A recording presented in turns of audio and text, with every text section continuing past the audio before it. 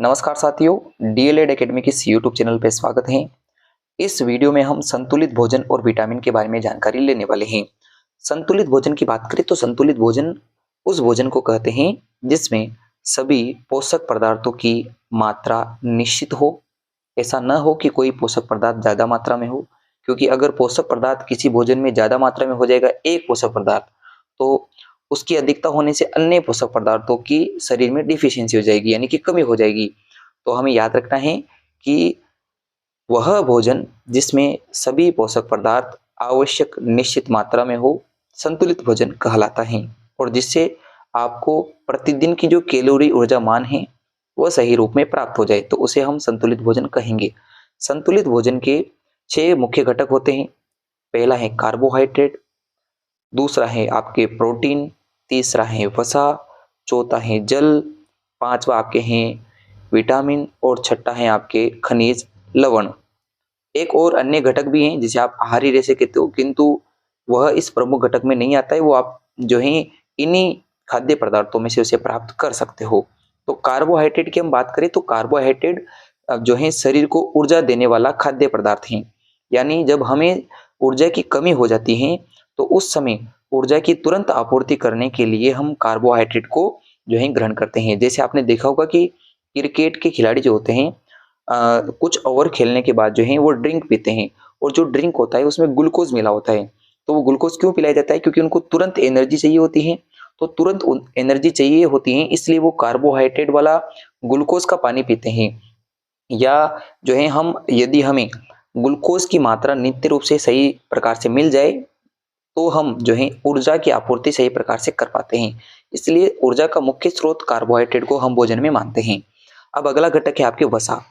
वसा जो है पूरे दिन भर में जो आप कार्य करते हैं, तो दिन भर आप भोजन तो खाते नहीं हो, पर दिन भर आपका शरीर कार्य कर पाता है जिस ऊर्जा के कारण वह ऊर्जा मिलती है आपके वसा से। अब बात करते हैं तीसरा घटक प्रोटीन।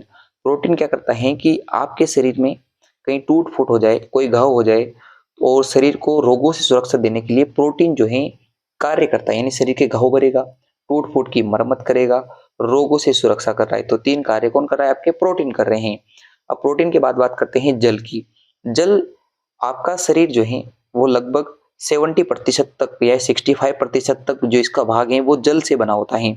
और जल इतना जरूरी घटक है क्योंकि जो भी आप खाद्य पदार्थ खाते हो, पीते हो, उन सभी को घोलने का कार्य, विलायक का कार्य जल करता है।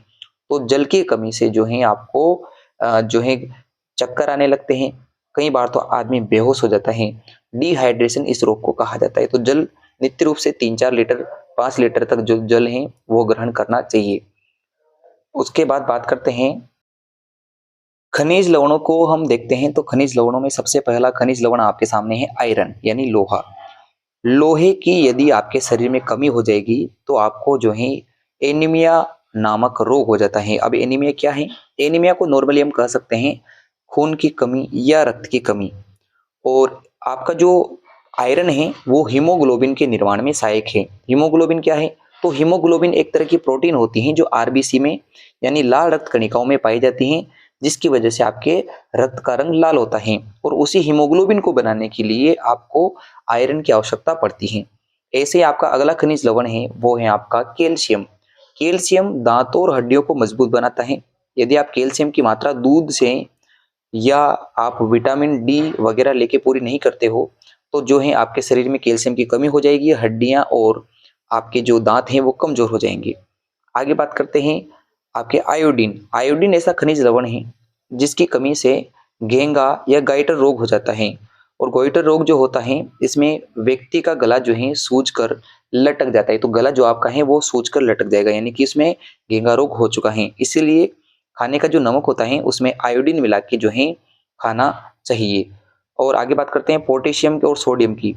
तो पोटेशियम और सोडियम भी ऐसे खनिज लवण हैं जो शरीर में उपापचय तंत्र को सही रखते हैं। हार्ट जो है आपका उसको सही बनाए रखते हैं। उसकी जो पंपिंग की जो प्रोसेस है, हार्ट जो ब्लड को पंप करता है उसके प्रोसेस को सही रखते हैं। तो ये खनिज लवणों के बारे में डिटेल हो चुकी हैं।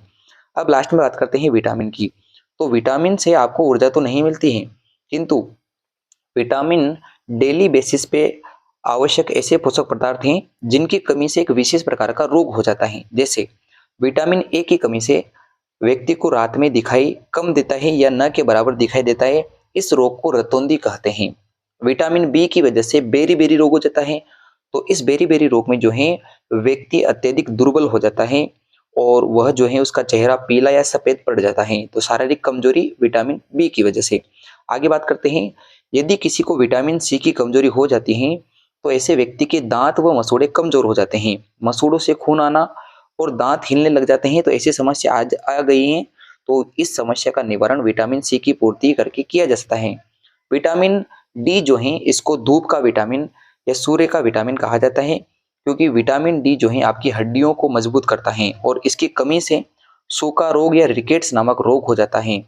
विटामिन ए की कमी से रतौंधी, बी की कमी से बेरी-बेरी और सी की कमी से जो मसूड़ों वाला रोग होता है उसे हम स्कर भी कहते हैं। डी की कमी से एक सूखा या आप इसे कह सकते हो रिकेट्स रोग, जिसमें जो है बालकों में हड्डियां मुड़ जाती हैं। तो इसके लिए बालकों को नित्य रूप से जो है सूर्य की धूप जो है देनी चाहिए। उसके बाद है विटामिन ई। विटामिन ई की कमी से आप व्यक्ति और महिला दोनों में नपुंसकता और बांझपन ऐसी समस्या आ जाती है। व्यक्ति नपुंसक बन जाता है और महिला जो है बांझपन का शिकार हो जाती है, यानी वो बच्चा पैदा करने में सक्षम नहीं होती है। और अंतिम विटामिन है विटामिन के। विटामिन के जो है वह एक प्रोटीन का निर्माण करता है जिसका नाम है प्रोथम्बिन प्रोटीन। अब ये प्रोथम्बिन प्रोटीन क्या करता है कि जिस भी शरीर के हिस्से में आपका घाव लग जाता है, वहां से ब्लड बह रहा होता है, उस ब्लड को वहां जाके जो है रोकती हैं, ब्लड को शरीर से बाहर नहीं जाने देती हैं।